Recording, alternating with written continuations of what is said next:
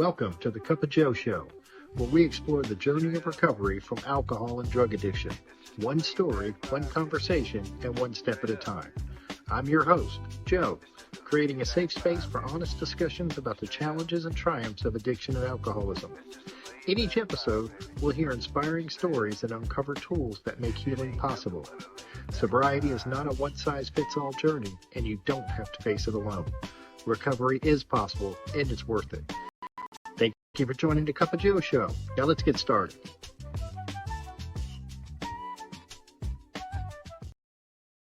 Hey everybody, welcome back to the Cup of Joe Show. I'm your host, of course, Joe.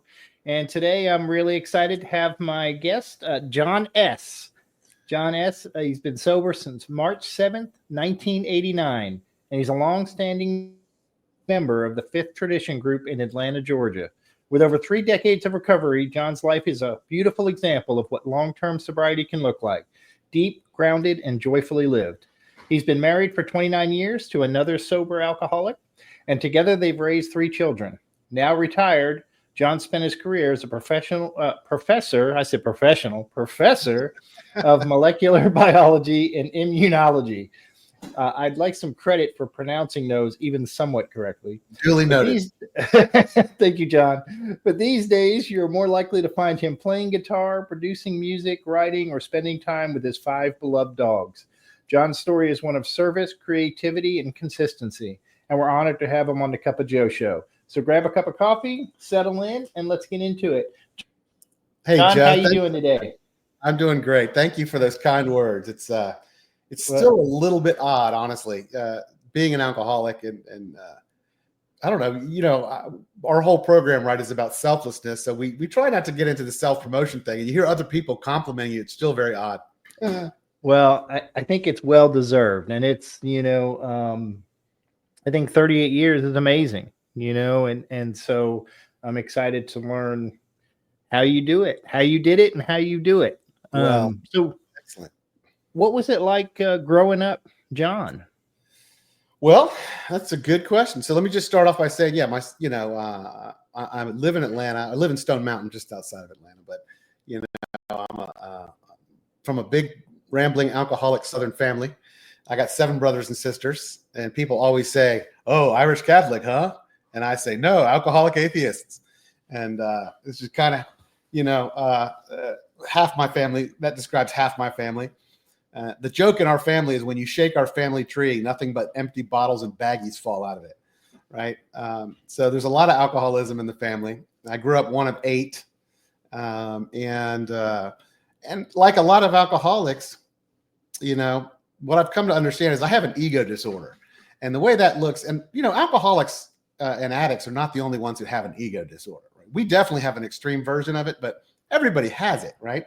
And I grew up like a lot of people, just always feeling not right, uncomfortable, not part of, separate from, and desperately wanting to be able to fit in. And it seemed to me as a kid that everybody else had the playbook to life, that I just didn't get it, And so I remember 6, 7, 8 years old, sitting on the edge of the playground. And I mean, I had friends and I was involved and I was a part of things, but I would sometimes sit there and just watch the other kids and think, how do they do that? How do they just go out and do they think these thoughts that I'm thinking? Like I've always been an overthinker and an underdoer. And so that's kind of how I grew up. And my family, despite the alcoholism, I mean, there's no such thing as a functional family in my experience. Everyone's got their problems and issues, and I came from really a pretty good family. Both my parents were professional folks. My father was a physician. My mother was a nurse, and educated people. And they, I had a lot of opportunities. I went to good schools, and I had, I went to summer camps, and I played sports, and I was a good baseball player and football player as a kid. I was always pretty big and pretty fast. And, so there were lots of things that I could have felt good about. But see, I lack the ability to feel good about a lot of things. Someone made the analogy one day in a meeting, a speaker said that alcoholics are, our perspective is like the vulture that's circling over the beautiful valley and the rolling hills and the rivers and the waterfalls and the trees. And all it sees is the carrion in the middle of the road. Like that's sort of the story of my life. I have always been able to see what's wrong and had a very difficult time seeing what's right. So that's sort of how I grew up, Yeah. What was like your attitude toward drinking and drugs back then? Did you have like any opinions, so to speak? I did. It's funny you should ask that. So in the 5th grade, I started drinking at the age of 13. Okay. And so 5th grade was not, I was whatever, that was like 11, 12 years old, whatever it is. But I remember there was I grew up in Florida. And at that time, there was a program. There was a wealthy family, and I forget the name, but they had lost a child to drug addiction, an overdose or something. And so they'd started this foundation with the goal of going around to all the schools and educating young people about the dangers of alcohol and drugs. So we had this, I'm sure a lot of your listeners have sat in similar sorts of, classes. So 5th grade, I'm sitting in this class and this visiting group of people to warn us about alcohol and drugs. And they're going through, this is what alcohol does, and this is what marijuana does, and this is what cocaine does, and this is what LSD does.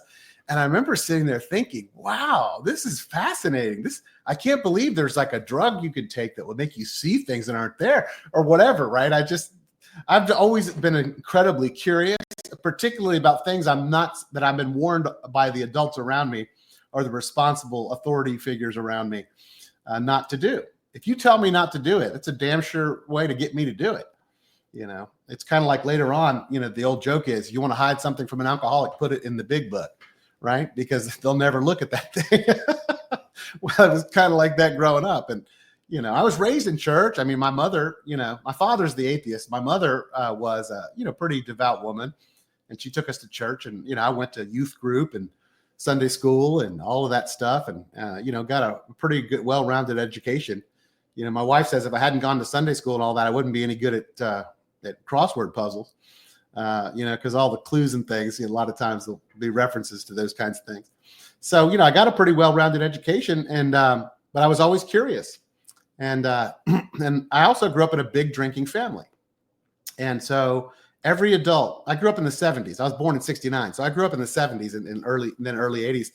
And, my parents entertained a lot. And I never knew an adult growing up that didn't have a cocktail in one hand and a cigarette in the other, and I was always really curious. They looked like they were having fun. There was something going on there. I just, I was shrewd enough, even as a kid, to recognize there was something going on there, and I wanted to be part of that. And so I would have sips off my mom's wine or my dad's beer growing up, watching the football game. Some of my older brothers and sisters, I'd get a sip off their beer. And so I don't remember my first drink. I didn't, but I never got drunk, just a sip, kind of thing. We'd have champagne at Christmas time and stuff like that at the dinner table. And, but my first real experience with it was at 13. And I went out deliberately to get drunk with some older boys in the neighborhood. And I did. I got really drunk. 2 quarts of Mickey's Mean Green Malt liquor. And that was enough. I was about, 13-year-old kid, 130, 140 pounds. By the time I got 1 quart of Mickey's Mean Green Malt liquor in me, I had the experience that really alcoholics have that non-alcoholics don't usually have, which is that I was set free in a way that I did not know was possible up to that point. I was able to come out and play and be myself and, not care about what anybody thought. And once I realized that was possible, it was on. Some people have a pretty prolonged social drinking phase, but you would have to watch. And if you're listening to this, you're going to have to listen real quick to hear that, because it just went right. I went right past that and got drunk that first night. Had a lot of consequences. My last conscious memory before I blacked out that night was sitting in a movie theater and urinating over the seat in front of me and thinking it was the most hilarious thing ever. And my friends thought it was the most hilarious thing ever. But we got chased out of that side door of that movie theater that night. And I just remember before the last memory was just running across that parking lot, trying to zip my trousers up and just laughing uproariously, thinking this was the funniest thing that's ever happened in the history of funny things. And the next morning I woke up and I had thrown up all over my friend's parents' living room, and we were all in trouble. And, everybody was mad at me, which was going to be a pattern that was going to continue. But I was terribly sick and terribly hungover, and But my takeaway from that night was that was the very best night of my life.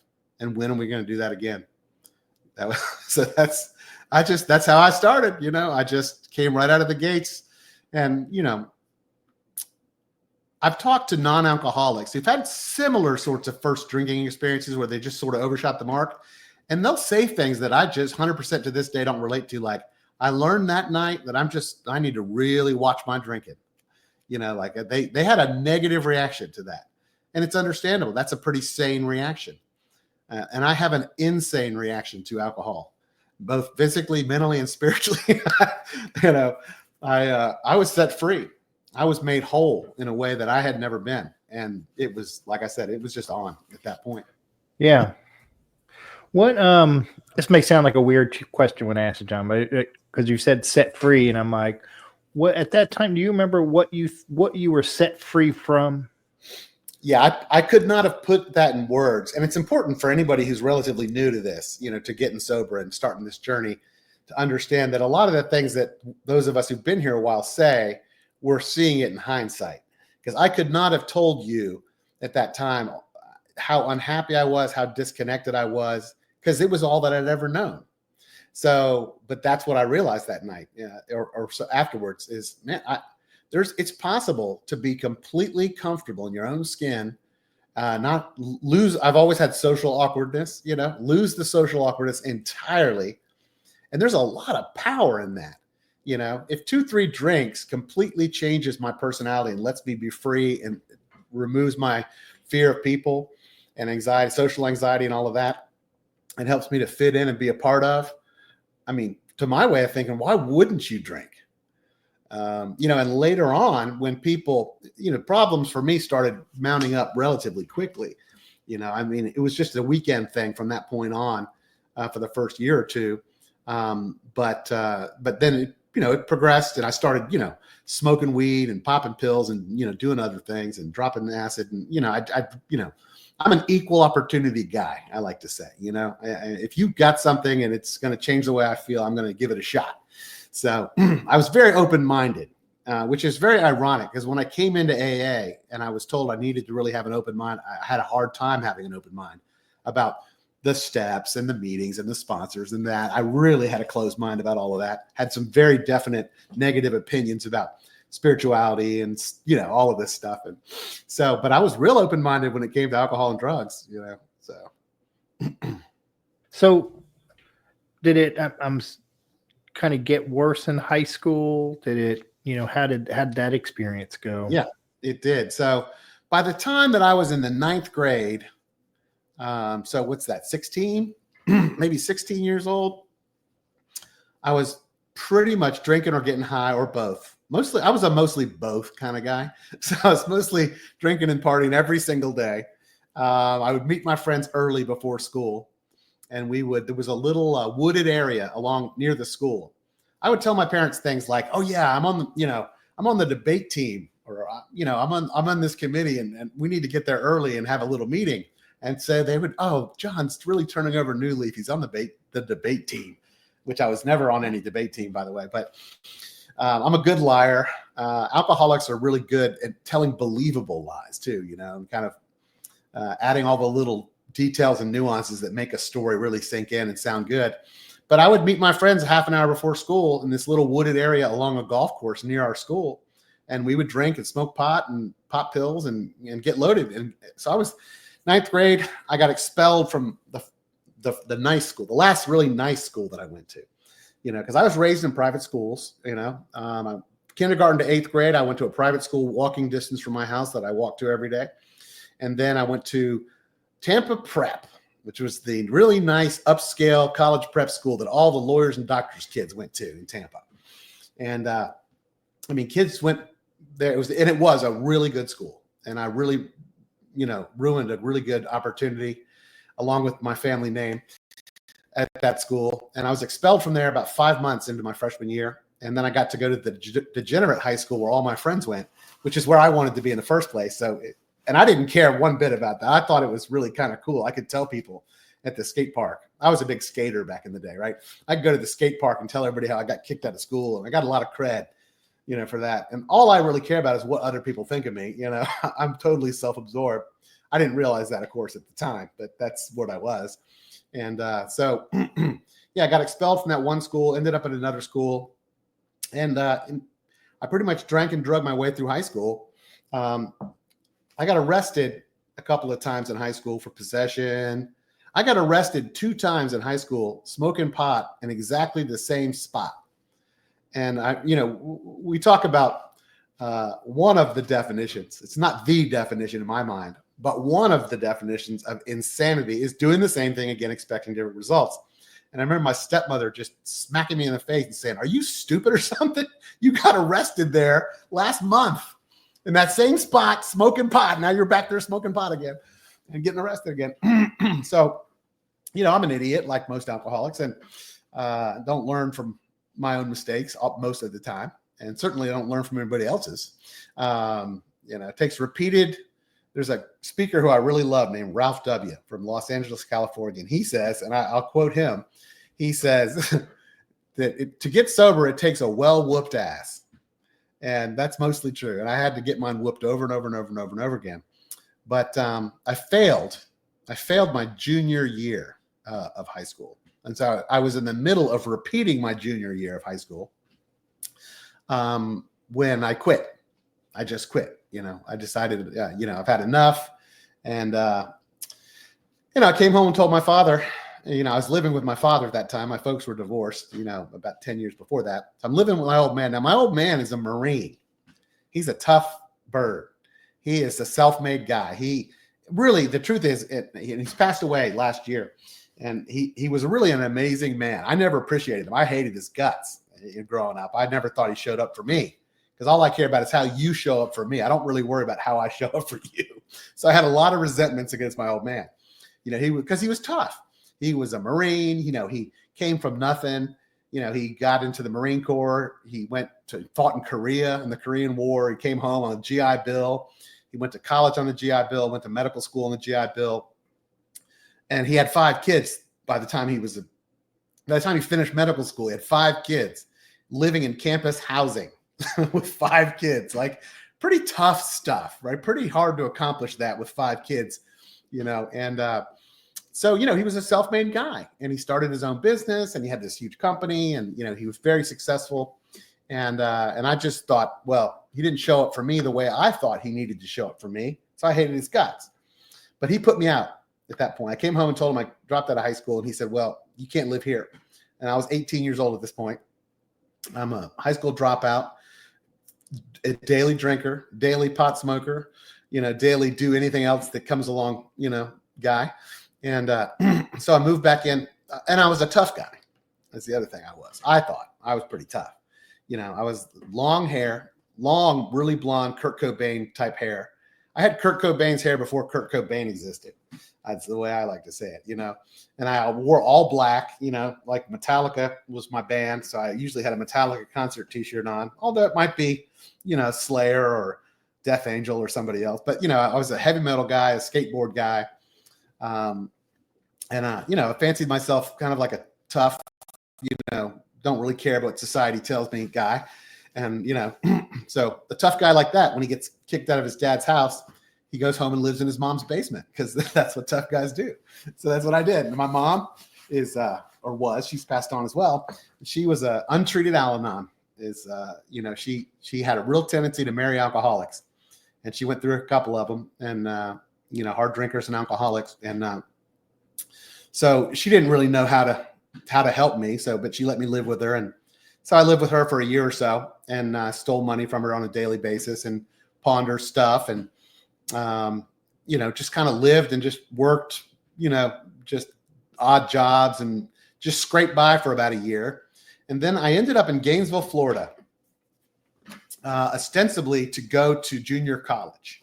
They had a junior college there. My mother, again, in her efforts to help me, she kind of helped me get set up in Gainesville, get me into an apartment, get me into a little car. And she said, "As long as you go to school and make a C average, I will help you pay your car insurance and your rent and, and whatever, you got to work. But if you work, as long as you're working and getting a C average in this junior college, I'm going to help you." And I thought that was a decent deal. So I was trying to do that. And I was trying to, everyone had told me what a screw up I was. By this time, I'm the black sheep. I'm, I'm the ne'er-do-well. I'm the train wreck, And so everyone had sort of let me know that in one way or another. And so I'm trying to do better. I'm going to go to school. I'm going to prove to everybody that I'm smart and I'm capable and I'm going to achieve something. And I very rapidly failed to prove that to anybody. Within a couple of months in Gainesville, I was right back to where I ever had been. I was drinking every day, smoking every day, partying every day. I was hanging on to my job because I needed the money, but I wasn't able to get my schoolwork done. And I lived there for about a year. And the last 6-8 months of that year, my pattern was basically this. I'd wake up in the morning and I'd be in a panic because I was behind. There were lots of things weighing on my mind. I was behind in school. I was, struggling at the job. I had, I had bills and I had overdo this and overdo that. And I'm going to be evicted. And okay, I'm not going to drink today. I worked in a restaurant. I never, ever tried to quit. A lot of alcoholics tried to quit repeatedly, and I never did. I tried to not drink until 5 every day. That was for half a year. That was my pattern. I didn't see any of this until I got sober, and I got into the big book with a sponsor, and we kind of walked me through, the, the steps. But I would get up with it in panic and say, okay, I'm not going to drink. I'm not going to get high until I have gone to school, gone to all my classes, which was 2 classes. And they were very remedial classes. They were like finishing out high school credit type classes, right? So until I've gone to my classes and come home and done my assignments and then gone to work, then I'll go to work. Then I can drink and party at work because I worked in a restaurant. And a lot of your listeners are going to know this. A lot of people work in restaurants, drink and party pretty hard. So that's what I would do. And every day, the same thing would happen. Before noon, I would find myself drunk or high or both. And I would not get to my second class, and I would not get the notes that I had said I was going to set out to get from that girl in the first class from the previous class. And, and then the next day I'd wake up in a further panic because I had all this stuff. Now I had another day's worth of stuff that didn't get done that I needed to get done. And I didn't see any of that, and eventually I just need to take a drink because there's just too much stress on me. And, the only way I know how to relieve stress, to take the edge off, is to take a drink or smoke a joint or pop a pill. So that's what I would do, and it was just really grim. And about this time, my mother, who had gotten into the program of Al-Anon, by this time, and really, I want to just give a shout out to that program because I think I'm sober today because of that program. Because my mother, who used to feel sorry for me and would wire me $200 because I was, my car got booted and I got to get it out of the impound. And, I always have a sob story, for my untreated Al-Anons in my circle. And somebody said, somebody wiser than me said, the alcoholics have a positive genius for finding people to put up with our crap, and my mother was one of those people. And so, but she got into Al-Anon. She stopped doing that. She got a sponsor or somebody telling her, you're killing your kids. Stop sending them $200 whenever you ask for it. So she kind of cut me off, and she started talking about, look, if you need help with an alcohol or drug problem, I'm not saying you have one, but if you ever decide you have one, there's this treatment center that so-and-so in the family went to, turned out to be in Atlanta, Georgia. And that's how I ended up here. But so finally, we're about to be evicted from this house. I have this roommate, and my roommate is even a bigger alcoholic than I am. I dropped out in my second junior year. He dropped out in the 7th grade. So he was the kind of guy that I could look at him and feel better about myself kind of guy. A lot of us collect people like that for that reason. And so, but the 2 of us were being evicted from this house, and we had a couple of months behind on the rent, and the water had been turned off, and the gas and the electricity and the phone and all the utilities had been turned off for non-payment. And we were living by candlelight, and our entertainment system was a stereo, a little boombox with stolen batteries from the 7-Eleven. And I think the candles were stolen too. And and to flush our toilet, I had to steal water from my next door neighbor. I had to go in the middle of, late at night, once it's sunset, I would go in the next door neighbor's yard, and I would get their garden hose and run it through my bathroom window and fill the tank up. because, just because the water's not running doesn't mean your need to use the toilet doesn't still exist. So we were using the toilet all day and then flushing it once a night. It was really a disgusting way to live. But here's sort of the irony of that is there's a line in the big book, that says, in the doctor's opinion, it says that the alcoholic cannot differentiate the true from the false, that I'm delusional. It doesn't talk a lot about denial in that book, but it talks an awful lot about being delusional, which I think is as bad or worse than being in denial. It means I believe things are true that are patently false. And I was patting myself on the back about this water situation and stealing the water to flush the toilet. I really thought, man, I'm a survivor, dude. I'm a creative problem-solving type. I don't just get down when things get bad. I figure out a solution. That was my take at the time on that, which is really crazy, to look back on that now. But about that time, my Al-Anon mother said, you have any interest in going to this treatment center? And since I was being evicted the following week, I did have interest in the treatment center. But I did not go to that treatment center thinking I was an alcoholic or a drug addict or anything else. I went there because they had running water and lights and gas and heat and 3 square meals a day. And this is, 1989. This was before most of the insurance companies came to realize that paying for these long-term stays in these really nice treatment centers does not have a very high success rate. And so I got to stay for 4 months in this really luxurious treatment center here in Atlanta. And they had, they had a nature trail and a swimming pool and a volleyball court and, 6 therapy sessions a day. And, I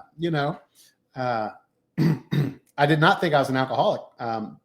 But the other thing that they had, and this is kind of where my, AA journey begins, or, my 12-step journey begins, is they had people coming in 3-4 nights a week, doing commitments, bringing in a meeting and telling their stories.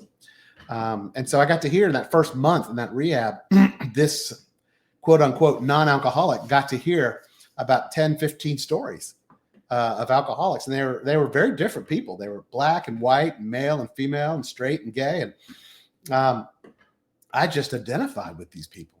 They were my tribe. I didn't know I had a tribe until then. And I just loved them. I just thought they were crazy. They were laughing at the most inappropriate. They would tell these tragic, inappropriate stories and then just cackle. And everybody else would cackle. I mean, and I remember in those early days, the first time that I really had just an all-out belly laugh about some alcoholic story and thinking, man, that's the first time that I have laughed like that. And I can't tell you how long. Because the early days of my drinking and partying was a lot of laughs.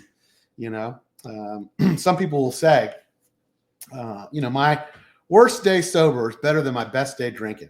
And I understand what they mean, but that's not strictly true for me. I had some great times drinking and partying. And if I hadn't, I wouldn't have carried on doing it quite so vigorously, I don't think. There was a lot of fun mixed in there. But by the end, I'm trying to kickstart a party that's been dead for a couple of years. And there's no party left. It's just maintenance. I'm just maintaining, myself. And so I was in this rehab and these AA people were coming in and other 12-step programs and, were coming in there. And I fell in love with the fellowship of the program. I did not fall in love with the steps or with a sponsor or with the big book or any of the literature. I fell in love with the fellowship. And and so I got out of there and I went to a sober living and, started going to 7 meetings a week. And I went to 7 meetings a week for the first 3.5 years. Initially things got a lot better, very quickly. Things got a lot better because just not drinking yourself into the ground every day will achieve, you will accomplish some things that you couldn't accomplish otherwise. And I did. I got a job and I got a series of jobs and then I got, some decent jobs and I got back into school and I got my GED and I started in a junior college and was making straight A's. So I have more money than I've ever had. I got more friends than I've ever had because I'm going to 7 meetings a week. And you couldn't have told me that I didn't have a program. I would have told you, how many meetings do you go to a week, dude? And because and that probably the truth is in those years, I probably averaged more like 8 or 10 meetings a week.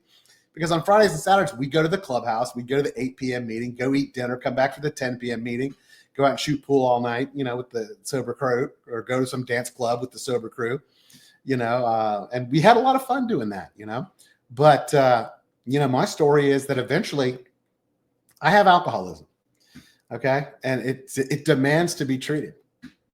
And I was treating it with fellowship and with psychotherapy and with self-help books and a whole bunch of different things, with exercise. And, I was like in the gym and I was playing a lot of sports, and, I had the impeccable coat of tan one sees upon the well-to-do, as Bill says in his story.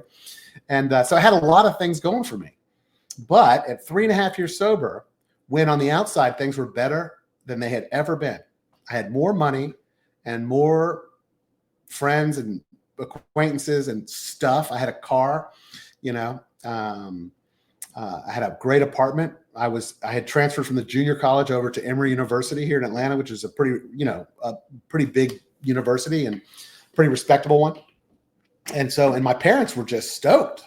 They thought their kid, hung the moon at this point, So I had love and respect of my family, but on the inside, I was dying, and I was showing up at AA meetings and sharing. I shared in every meeting. I always had something that I felt needed to be said, about whatever we were talking about.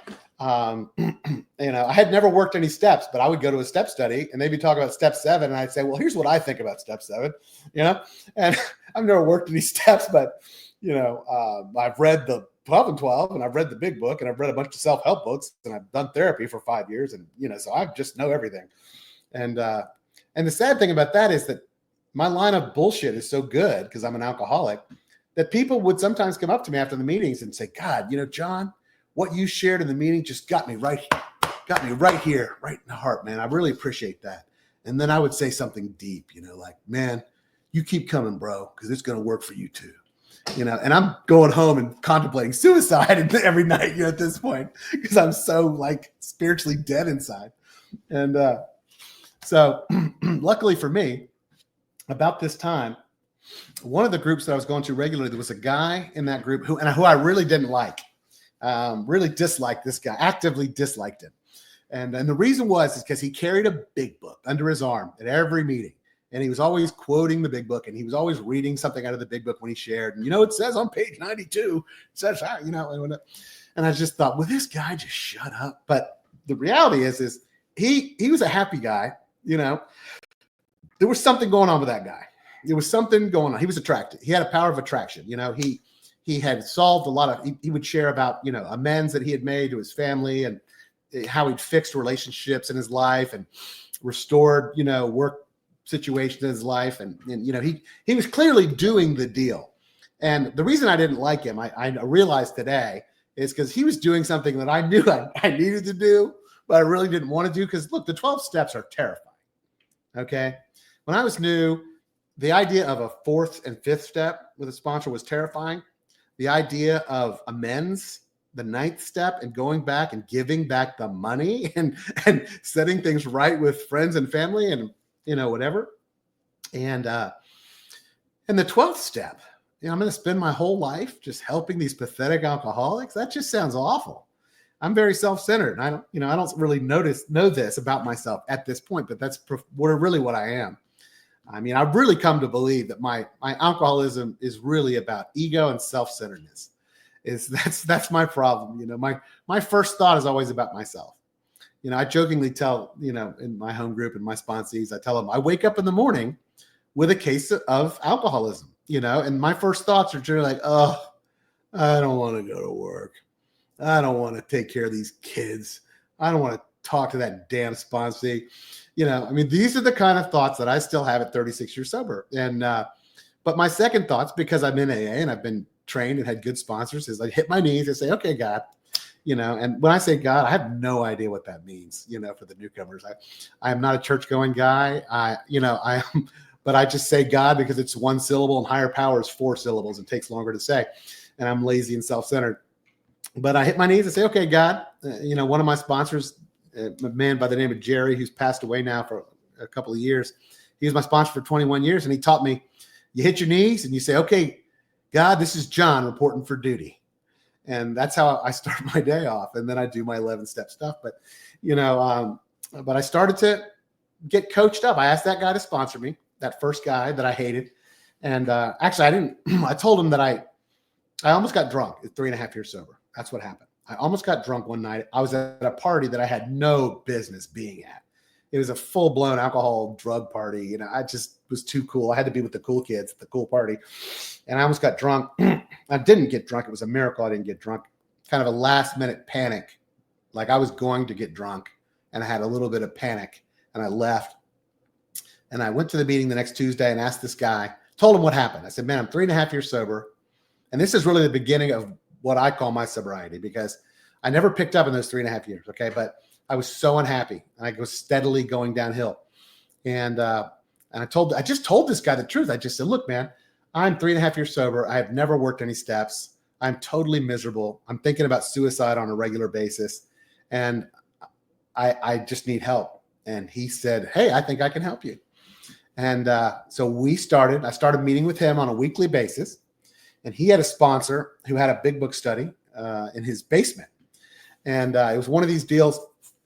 It'd be like 30, 40 guys on a Wednesday night. We would sit in this guy's basement for like 2 hours. It was not an hour-long meeting. It was like however long till we got fed up with till he realized that there was no more alcoholics were going to learn anymore that night. So we'd sit there for like 2 hours. He had one of those 100-cup coffee pots, and we would drink coffee and smoke cigarettes.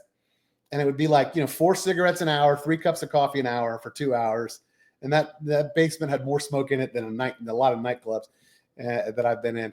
And but we would read the big book, and we would listen to Joe and Charlie, old Joe and Charlie's cassette tapes, and they would break the big book down, and we would pause the tape and read that section and talk about it. And then when we got to step 4, we went and wrote inventories. And then we got to step 9, we went and started making our amends and coming back to the meeting and telling each other what had happened when we made amends and stuff. And then once we got through the 12 steps, and my first pass through the 12 steps happened from 3.5 to 4 years in that sort of time frame. And at the end of that first pass through the steps, something happened to me. I got fired up. I was very fired up my first year for AA. Really gung-ho. Like I said, I love the fellowship and I love the people. And that was kind of the basis of my sobriety for that early time. And I think that's true for a lot of people, and that's fine. But if you're really an alcoholic, eventually you got to do some spiritual work. And that spiritual work scared me, so I wouldn't do it. But that's what happened to me. I got fired up about AA and the steps and the book and what we are, it's suggested that we do here. And and I got a couple of sponsees, and I got very involved in, just different kind of AA commitments, taking meetings into treatment centers, taking meetings into prisons. My home group was this big active group. And I actually started going to the business meeting at my home group, which was, I would have avoided the business meeting like the plague. And the traditions, forget the traditions. I literally thought the 12 traditions were made up by some alcoholic who had this OCD thing where they came into the meeting room, and on the left side of the podium, there were 12 steps, and we needed something for the right side of the podium, by God. So we'll come up with these 12 tradition things, and that'll be what we have, and it'll balance out the room nicely. And that's what I thought. And so I started learning about service and the traditions and all of that. And so I just started having a new experience. And that's what I needed to have, and that's what my sponsor said, dude, you've been in AA 3.5 years and you need to have a new experience. And that's what I had. I did. Started to have a new experience. And, I just got super involved. I think if there's a message for me about the program, it's this. It's just get involved in everything, in every aspect of it. Just, my life run by me is a disaster. Drunk or sober, I burned my life to the ground with alcohol and drugs, and then I burned it to the ground with 3.5 years sober. I was so crazy. I'll tell you a story. This encompasses about a 2-week period, somewhere around 2.5 years sober. I had been dating this girl. It was a very rocky on and off relationship, like we so often have. And I was going to lots of meetings, and I would give newcomers rides and stuff. I was a good guy, I'll get you, I'll pick you up, bro. And so I had this quote unquote sponsee and newcomer I was trying to help in the car one night. We were driving home from the late night meeting. I got pulled over by the cops for running a red light. And unbeknownst to me, it should have been beknownst, but it was not beknownst. Okay. I had lost my license, I don't know, sometime in the previous year for accumulating too many points and speeding tickets and moving violations. But like a good alcoholic, I move every 6 months, and I never change my address at the DMV. So I never update my driver's license, so I never got the letter that my license was suspended. I should have known anyway, because I could count, how many points if I'd have taken time out to do that, but I didn't. So I had a suspended license, and I didn't know it. So I'm driving on a suspended license with the newcomer in the car, and I get arrested, handcuffed, stuffed in the back of a cop car, taken to jail. And, I remember telling my sponsor that. He goes, dude, you weren't carrying the message. You were spreading the disease in those days, So whatever, I go to jail. It's late at night. I can't get anybody on the phone. I finally get this girlfriend of mine, and she's, just as crazy as I am. And, but we both love drama. So, oh yeah, she's going to come bail me out. So she comes and bails me out. And then that same girlfriend a week or so later tells me she's pregnant, and also that she and I both have chlamydia, and she had been to the doctor, and she had pills for both of us to take to cure this chlamydia. This is the kind of stuff, right? This is, my sponsor had to point this out to me later. This is the kind of stuff. This is what an unmanageable life looks like. Because this is John sober, going to meetings, going to school, going to work, making money, with a lot of success in a lot of different areas, and just chaos, especially in relationships, just total chaos, And so that's the kind of stuff that was going on at that time. And then, but like I said, I fell in with these guys. I fell in with a good crew, started doing the program of AA, and really had a profound change begin to take place. About this time, so maybe 4.5 years sober, I was doing service work in the young people's stuff. I was doing a lot of young people's stuff in that day, YPA stuff. And we had the International Convention of Young People in AA was coming to Atlanta in 1994. I was on that committee. And so we were Tiki Pa. Yeah, Tiki Pa, all of that. And we went to all of those events, man. Yeah, we did. And I was on that committee. And so one of my jobs was to do outreach. So whenever they were having an event somewhere else in the state, I would have to go to that event and bring flyers and make announcements and all of that. So I drove down to Columbus, Georgia in 1994 to do some outreach at a young people's dance. And I met this little gal at the young people's dance. And we've been married 29 years. So we didn't get together right away, but that's when I first met her at that dance. I'll never forget. And a year later, she was living in Atlanta, and she had moved up here for work, and walked into my home group. And we moved in together about 9 months later, and we've been together ever since. So, and that was not why I went to Columbus on that occasion, but because I was showing up where I was supposed to be showing up, I got hooked up with this wonderful gal who we're happily married. I'd like to report too. We still like each other. We just got back from a trip to the International Convention in Vancouver, British Columbia last weekend. And it was a lot of fun. Yes, I'm hooked up with her, and I finished out college. I got an undergraduate degree in biology. I was thinking at the time that I was going to be a doctor because there's a lot of doctors in the family, and I just made sense. But I decided medicine's not what I want to do. And so I decided to become a scientist. And I ended up in graduate school at Yale University, got accepted there. And so off we went to New Haven, Connecticut. We lived there for 3 years. And I was in school and I was working. We ended up starting a home group up there with some other people from Connecticut. And got this really fun, energetic group going in Middletown, Connecticut. And the primary purpose group of Middletown, Connecticut. So if you're ever in Middletown, Connecticut, that's where you need to go, Mondays and Fridays. And then my boss. So when you're a scientist, you're trainee scientist, what you're really doing is working for an established scientist in their lab and trying to come up with projects that you can do to publish a scientific paper and get a doctoral degree. And so the guy that I was working for was English, and he got this incredible opportunity to go back home to London, England, and set up a laboratory there. And he said to all of us in the group, look, guys, this is what I'm doing. And if you want, you're welcome to come with me and continue your education over there. And so we went back and forth. We had a child. Our first child had been born at this point. It was very, less than a year old. And we were a little nervous about going to another country and healthcare and all of that. But then we decided we'd be stupid not to take advantage of this opportunity. And because I'm sober, I can take advantage of opportunities like that. So we packed everything up and sold the car and sold everything off and moved to London, England, and ended up living in London, England for 4 years. And of course, we hated the AA there, so we started another group. We're real bad to go places and decide they're not doing it right and start a group, my wife and I. So, but we ended up, it was fine. We got a group started and had some sponsees and, and had a good time there. And had 4 very good years in London, England, and made a lot of friends over there.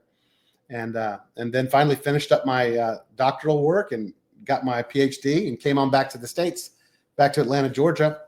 And I've been here since 2002 and been working. I retired a few years ago at the age of 50.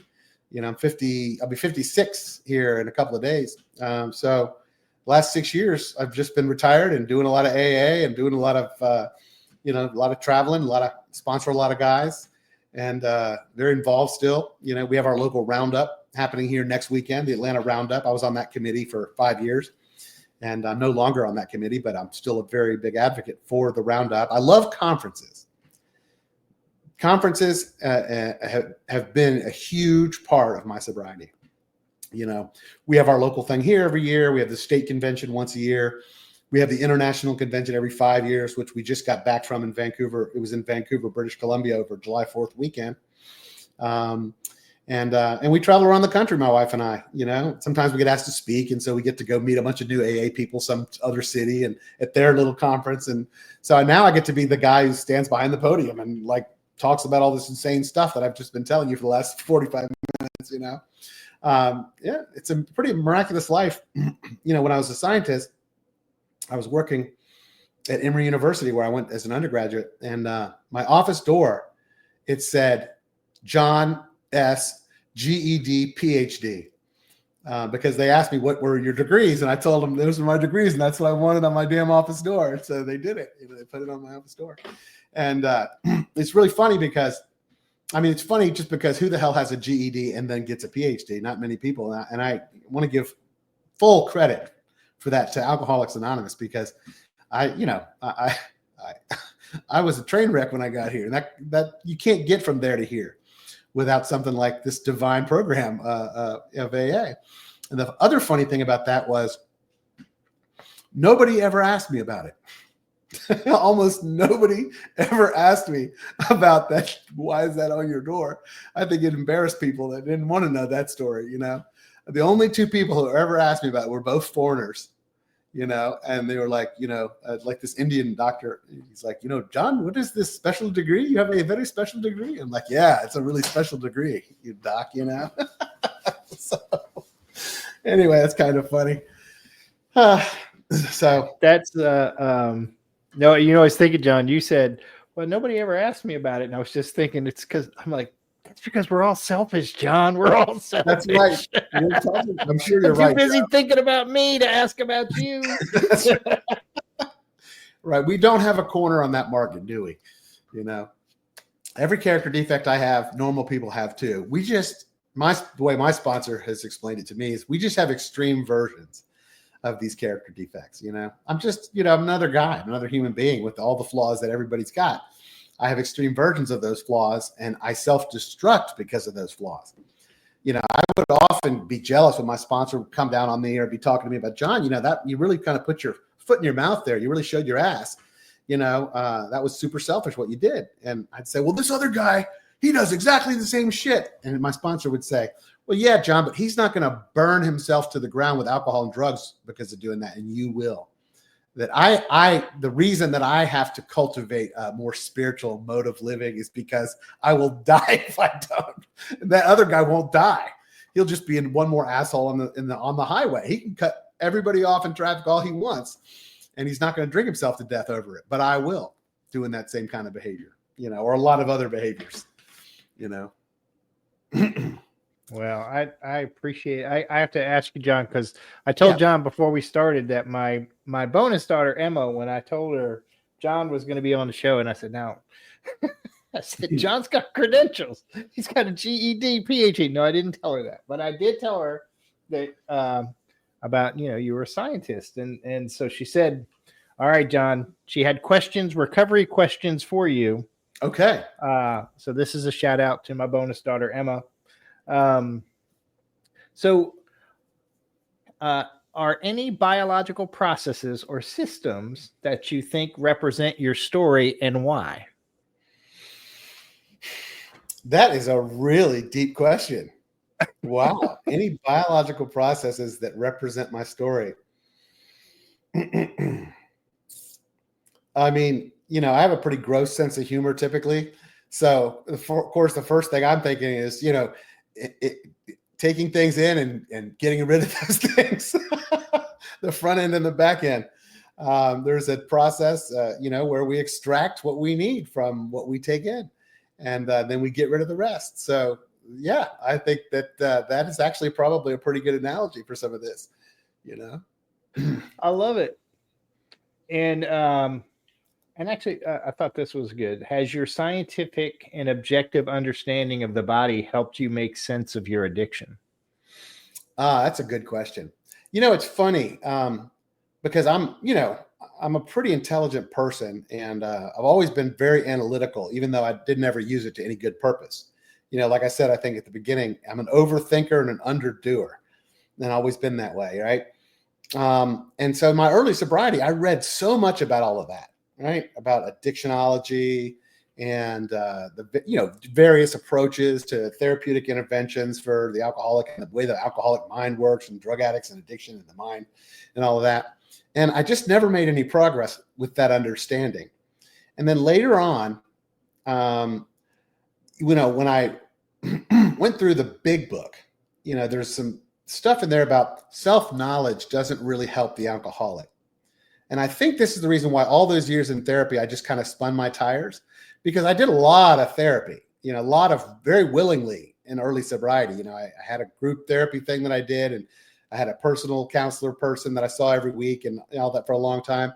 And I learned an awful lot about, psychology and, emotional, landscape and family of origin and all of these kinds of things. And I know a lot of people do a lot of work in those areas. For me, though, what made the difference was, so I had all this self-knowledge, but I'm not really putting anything into action to change the way that I live my life. When I got into the AA program and to the 12 steps in detail, it was a little different. It was more of, let's take a complete and total assessment, like the 4th and 5th step, right? Let's take a total assessment of who and what you are at this moment and what you're going to do different tomorrow, and let's get a higher power involved in that process. So there's a spiritual aspect that just cannot be, underestimated in all of this for me. Because if thinking your way out of a corner was possible, this is the guy who would have done it. I think I've demonstrated by getting a PhD in molecular biology that I got the mental fortitude and the ability intellectually to grasp and think my way through things. And I grasped and thought my way all the way through graduate school. But when I apply that to myself and to my alcoholism, I made no progress whatsoever. So the spiritual aspect of this deal is profound, because it's, I'm principled. I can forgive everybody, all my resentments and all my judgments about my old life, and what I saw as very unfair circumstances a lot of times that I was put in, and things that happened to me. I can just forgive all those crazy human beings for their outrageous behavior and let them off the hook. And by doing that, I'm letting myself off the hook. Resentments, which is a big part of the inventory as it's, as originally laid out. I never understood this. I always thought it was so stupid, resentments. I'm going to look at my resentments. What? I just thought that was so stupid. And one of my sponsors explained that when I'm holding on to resentments, the way that I hold on to them, you know, which I lie in bed at night and just unconsciously start thinking about people that I hate and people who did things or said things in my life. And I wish I'd have said this to that person. And I should have said that. I have conversations in my head with people who aren't in the room, right? And that's kind of one aspect how resentment looks in my life. But when I have a resentment, I am putting someone in a jail cell and then standing guard outside that door for the rest of my life to tell anyone who walks by what a sorry son of a bitch this person who's in jail was and is, you know, and I am just as locked up as that person is now. When I let them all out, I don't have to be the warder anymore, you know, and that's a profound, you know, I don't know how to get there short of some kind of spiritual, you know, practice, you know, and like I said, it's not religious. And I understand a lot of the new people who might be listening to this would have the same take, the same fear, the same judgment that I had when I was new. Because I mean, I read the 12 steps on the wall and I'm like, okay, where's the pink pajamas and tambourines, guys? Like, this is a cult. I know it's all about Jesus somewhere in here, right? And you know, I was really happy to be wrong about that and surprised to learn that, man, we got very devout religious people in AA and the other 12-step programs, and we've got I'm as close to an atheist as you could be and still believe in God. That's what I like to tell people, right? Like, I don't know what God is. I use the word God freely today. Because I know what I mean when I say it. And I understand. That's why I'm going to such lengths to say all of this, because I understand what I thought when I was new and someone said God. I'm trying to turn my will over to God. I'm like, oh, Jesus Christ, this is terrible. Where's the exit? You know, like, this is so stupid. I'm going to go smoke a cigarette in the parking lot. Thank you very much. You know, and that's the guy that I was coming in here. And, you know, but I had a lot of preconceived ideas, old prejudices about things. And I needed to have an open mind, and I did not for a while. I had to be beaten into an open mind in sobriety. And unfortunately, that process of becoming open-minded and being beaten into a state of reasonableness is the phrase that they use in the Big Book, you know, very nearly got me drunk. And I think a lot of people in that sort of 3 to 5 year period, you know, because I'm going to do the bare minimum that gets me by. That's who I am. I'm a path of least resistance guy, you know. But unfortunately, the path of least resistance always goes downhill. And, you know, so I slowly went downhill. And I think that 3 to 5 year period, we lose a lot of people because what they were doing was enough to get them by in the first year, second year, third year. But it's not enough long-term if you're really an alcoholic, you know, because my problem is, one, I have a very special and difficult relationship with alcohol. And two is I have this underlying spiritual problem that I'm just so full of self and so full of judgment and so full of resentment and fear. And, you know, until that gets sorted out, you know, I can't have this spiritual awakening that they talk about, you know, in step 12. You know, but to get the spiritual awakening, I have to work the other 11, all 12 steps, you know. It says in step 12, I'll have a spiritual awakening as a result of these steps. Well, that's 12 steps. I was like a one-step guy. It's okay, I'm an alcoholic. I'm a drug addict, whatever. I'm coming in here. I'm going to your damn meetings. Let's shut up and give me a cigarette. You know, that was pretty much my whole program. And chasing girls. One of my favorite things is, and you said it, it's like, you know, it tells us in the 12th step that, you know, having had a spiritual awakening, it tells us we will have one, you know. And I was so like, what is this spiritual awakening? I'm not churchy. I don't want this kind of thing. But my sponsor pointed me to, in the big book of Alcoholics Anonymous, the spiritual experience. And in that it says, I just need to have a psychic change just enough so I don't have to take a drink today. That's it. That's what it is.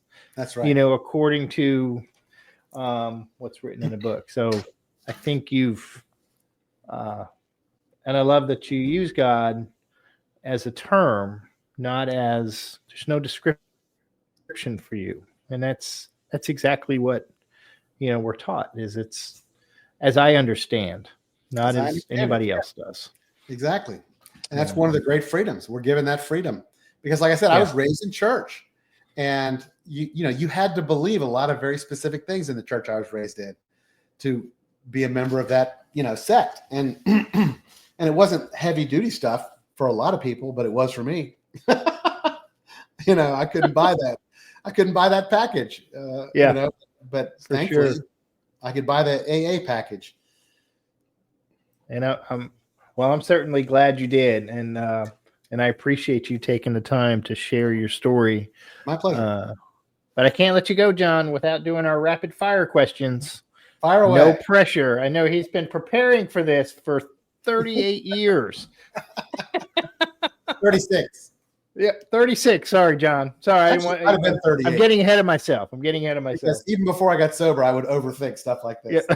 I'm going to try not to overthink it. Listen, I'm not good at math. I'm not good at math. But all right, John. What is your favorite recovery slogan? I don't know that I have a favorite slogan.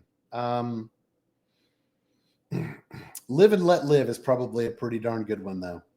And actually, I've come to like the slogan "think, think, think," which I did not like for many years because I would tell you, look, I can't trust my thinking. I don't think well.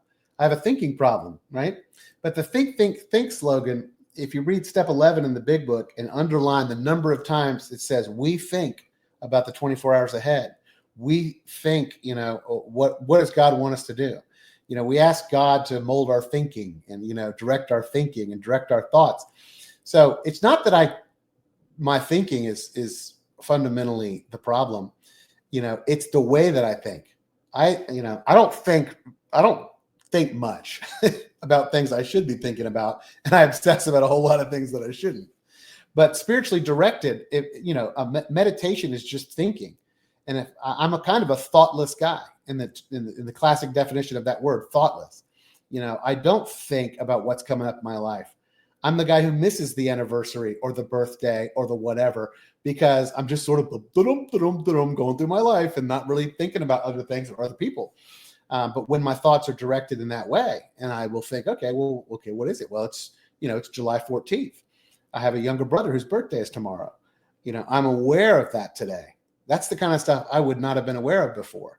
So thinking properly and think is actually good. I would have told you 10 years sober. That's a terrible slogan. I hear you. So what's your least favorite recovery slogan? I don't know that it's a recovery slogan per se, but you hear people say a lot of time, this is a selfish program. And I really don't like that because I understand some people like, I have to put my recovery first, which means sometimes I have to do things, that I have to not do certain things so that I can go to the meeting or I can do the commitment. Okay. If that's the way you mean it, then I understand it. But the reality is everything that I do in the program is all about becoming selfless. Right? That I am already a selfish person. I am profoundly selfish. I say this, I'll go ahead and say it. It's very anonymous the way we're doing this, but I tell my sponsees this, 95% of my thoughts are about my dick and my wallet and what do you think of me? That is self-centeredness. That is what my self-centeredness looks like, and I'm happy to report that 95% of my thoughts are not that anymore. That because I've been directed and sponsored and, kind of coached into this deal. A lot of my thoughts are about my family and my kids and my wife and my home group and my sponsees and my sponsor and my local committee and how they're doing. And, whatever. I'm very selfish still. My default position is selfish, right? But through this set of actions that the 12 steps, I have become a much less selfish person. And I think the whole goal is to take people like alcoholics. The program's goal is I'm a taker. And over time, through this process, I become a giver. And that is the journey, right? Is going from a taker to a giver. And the giver can always revert back to a taker, but we can always come back to the basics and just get back into the steps and become a giver once more. And then there's a joy in giving. I've got sponsees that blow my mind, guys that I would not have given 5 cents for their odds of staying sober on day one, who are 15, 20 years sober and have families and careers and sponsees and children. And, that's a miracle just to watch that. The joy of that is profound. They tell us you will not want to miss that, for sure. You will not want to miss it. Don't miss it, guys. Yeah. What do you think is your sobriety superpower? Judgment. I form judgment so fast, and it's connected to self-centeredness, right? Because if I'm in judgment over anything, it makes me feel better about me temporarily. Like I'm better than that person. I would never do that, And that's really the pot calling the kettle black, because I'm the most selfish, judgmental. If you catch me, I'm glad there's no justice. Okay. There's no justice in the world, in the spiritual world, right? Because if I got what I deserved for the way that I've lived and the way that I've behaved, they'd throw me under the jail. I've avoided so much justice, just by pure luck or the grace of God, or however you want to call it. But that's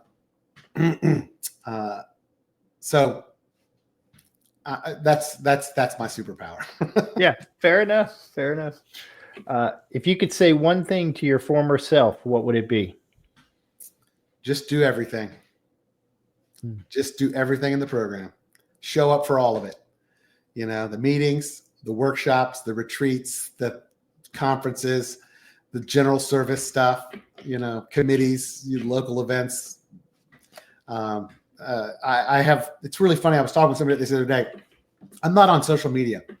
I've just never been, I have so much communication with the world between my telephone, and my email and just a few things, texts, emails, and phone calls. I'm kept busy all day long with just that. So I've just never been on social media. And in my phone, there are 1,600 contacts. And I'm on a first name basis with 1,600 people. And probably 90% of that 1,600 people on my phone are AA members or members of other 12-step groups, that I'm connected to. And I might not hear from someone for 10 years. And they call me up. They're still on my phone, bing, hey. So the result of being active in service at all those different levels is that I just had this huge life. I had such a small life when I got here. I had one friend, and I didn't like that friend, and he didn't like me, but we were roommates. That was all. That was it. And today I got 1,600 people on my phone, and a lot of them are very close friends who would show up for me and have shown up for me when the chips were down, and I show up for them. That's really cool. What song do you play to lift your spirits when you need a boost?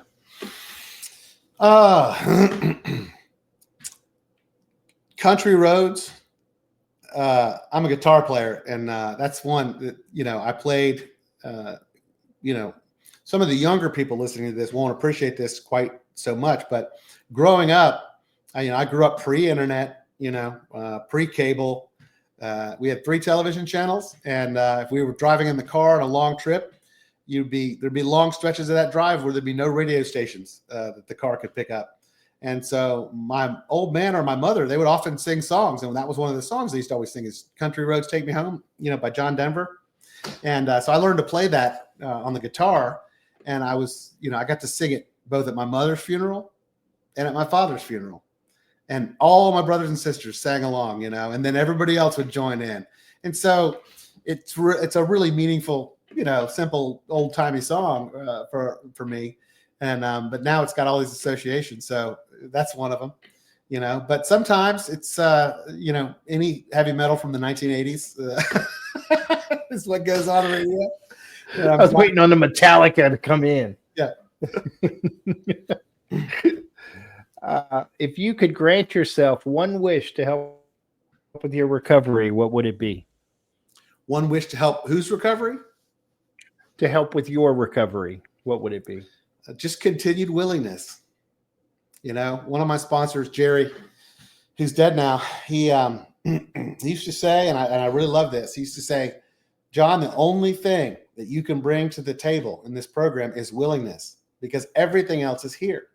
We've got the meetings, and we've got the literature, and we've got the sponsors, and we've got the big book, and we've got the old timers, and we've got the conferences, and we've got the workshops and the retreats and all the stuff. Just bring the willingness. That's what you need to bring, and I have clung to that because I don't always want to go to the meeting. I don't always want to go meet that sponsee or do a fifth step. Fifth steps are really a challenge, when you're a sponsor. You got to find, a big block of time that you can set aside and really listen to somebody and kind of go through that process. Sometimes it takes more than one sitting to get through an entire fifth step. And especially when my wife and I had 3 young children in the house, it was challenging. She'd have a sponsee and she'd say, I got to do a fifth step sometime this weekend, which meant I had to look after the kids for 4 or 5 hours while she was down in the basement doing a fifth step. And she did the exact same thing for me. And so that's one of the ways that I show up, and have to have the willingness to do that. And I've had good sponsorship, So if I have a wish for myself, it's to continue to be willing and to continue to be sponsorable, to be willing to go. Even at 36 years sober, I have a sponsor. I call my sponsor. I say, man, let me run something by you. And then if he has a suggestion, I'm going to do it because I'm not in charge of my life anymore. And that's why I have a sponsor. Yeah, that's pretty cool. What step do you love the most?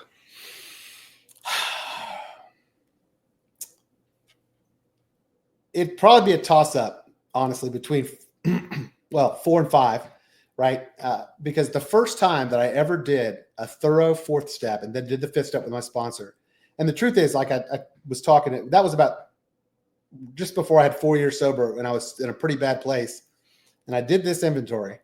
And I didn't think it was a particularly good or thorough inventory. And looking back, I know it was not as thorough as it might have been. But it was the best and most honest that I had been up to that point. And some profound realizations about me came out of that inventory, about my self-centeredness that I just did not believe up to that point. And that was a big deal to see that for the first time.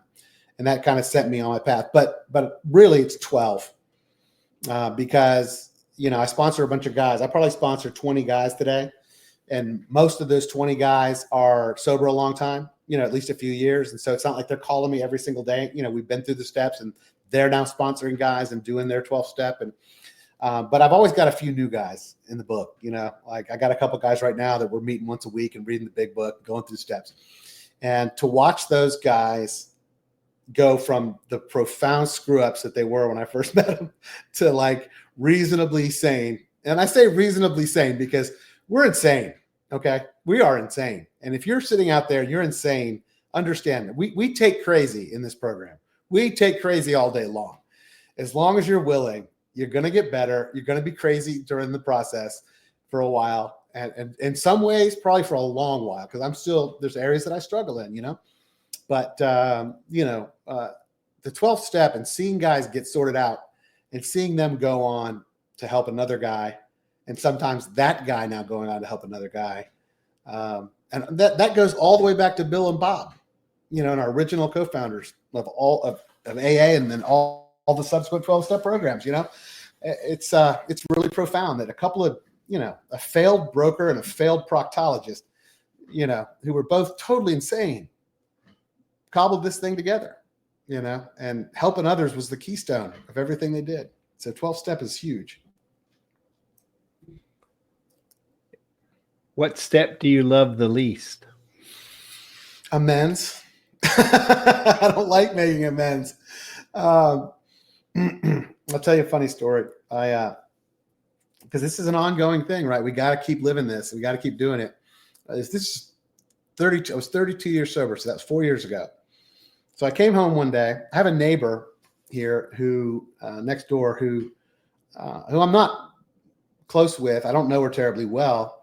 But I walk my dogs. I have 5 dogs, and I walk my dogs around the neighborhood at night. And she'll come out in her yard with 2 dogs that are not on leashes. And I've got my dogs on leashes, and they come running out in the street, barking and yapping and carrying on. And I have just a job to restrain my dogs. And now my dogs are barking and yapping, and the whole neighborhood's getting woke up. And I'm like, and I asked her, over a period of a year or so, could you just put your dogs on a leash? I really think it'd just reduce this whole deal and make it a lot easier. And they never leave the yard. I'm like, what do you mean they never leave the yard? They're in the street while you're saying that. I mean, barking their full heads off. And so we'd had this conversation half a dozen times. So one day I come home, cut forward, 6 months. I come home, I'm driving. I have to turn right into my driveway. She is one house, before I have to turn right into her driveway, right before my driveway. And I'm kind of slowing down. I'm not going more than 5 miles an hour, getting ready to turn in my driveway. And one of her dogs runs out of her yard, and I ran it over. And I love dogs. Okay. I got 5 dogs. I'm a big dog guy. And I slammed on the brakes, and I jumped out of the car, and I said, "Oh my God." And she comes running out. And she's like, "It's okay. It's okay. He went right under the front and right out the side." He's a little dog, He missed the tire. He's okay. He's okay. And so I had this huge wash of relief, go over me, followed by just instantaneous rage. And I just cussed this woman out up one side, down the other. I just let her have it, man. And then I got back in my car, and I got a manual transmission. So I just over revved it, dumped the clutch, spun all 4 tires. It's an all wheel drive, laid rubber down. So, my car's smoking. I pull into my driveway, and I go in the house, and I slam the door like a total insane person. A few minutes later, my wife comes home. She says, "Baby, I think your car's burning up or something. The garage smells like burnt rubber." And I said, "No, your husband's burning up. Here's what happened." And I told her. She just, of course, laughed at me. She thought it was hilarious, that I had gone off.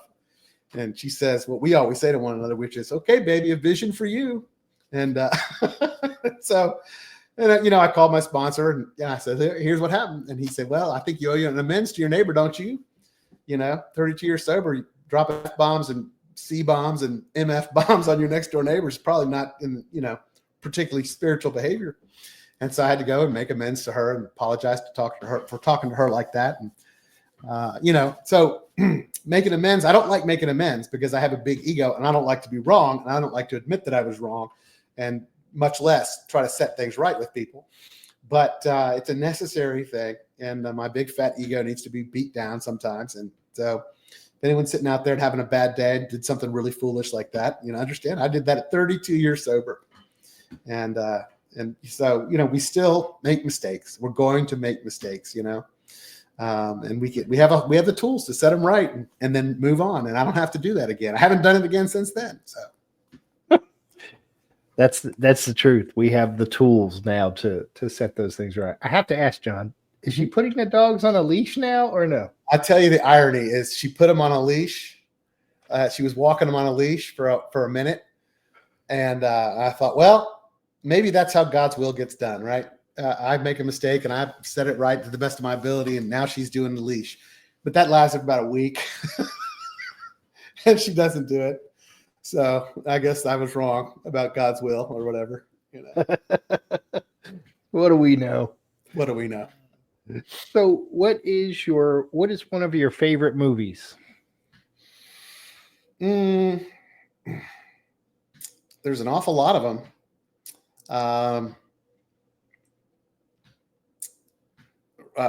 So recently, it's not that recent actually, but the movie Limitless. I don't know if you saw that. It's about a guy who gets a hold of this illegal drug that basically expands his brain, and he becomes this superpower guy. Not superpower, but just hyper intelligent, and But of course, just being super intelligent doesn't really fix everything. It causes a lot of problems.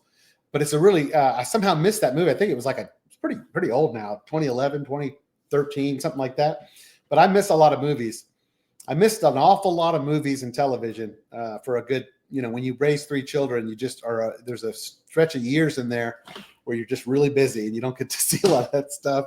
And so people will say, "What? You've never seen Limitless? God, you got to see that. You would love that." And so I just watched that recently, and I did. I really loved that movie.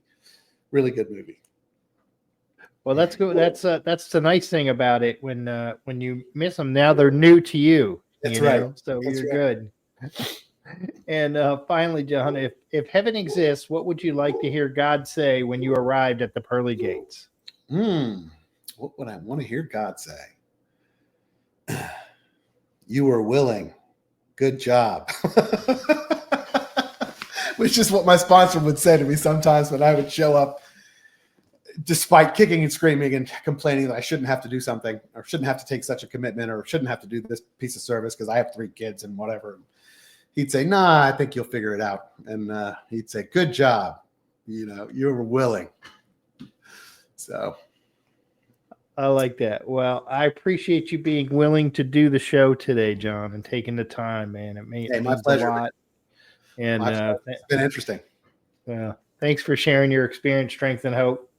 And for the rest of our folks, please subscribe to our friends at thedailyponderables.com, your recovery source for inspiration and encouragement every day. A new episode of The Cup of Joe Show is released every Thursday at noon. Visit thecupofjoeshow.net, or you can listen to the show on your favorite podcast apps: Podbean, Apple, Spotify, YouTube, and others. Just search for The Cup of Joe Show. Don't forget the "the." Please like, follow, subscribe, and share because someone out there needs to hear this today. Have a great day, everybody. It's just a laid-back vibe, baby. We hope you enjoyed today's experience, strength, and hope. We are so grateful you decided to join us. Please share this episode with someone who might need it. Also, don't forget to like and subscribe. Remember, no matter where you are in your recovery journey, you are not alone. Reach up and reach out to someone. Please do not suffer in silence. Until next time, let's take it 1 minute, 1 hour, and 1 day at a time. Thanks for listening to The Cup of Joe Show.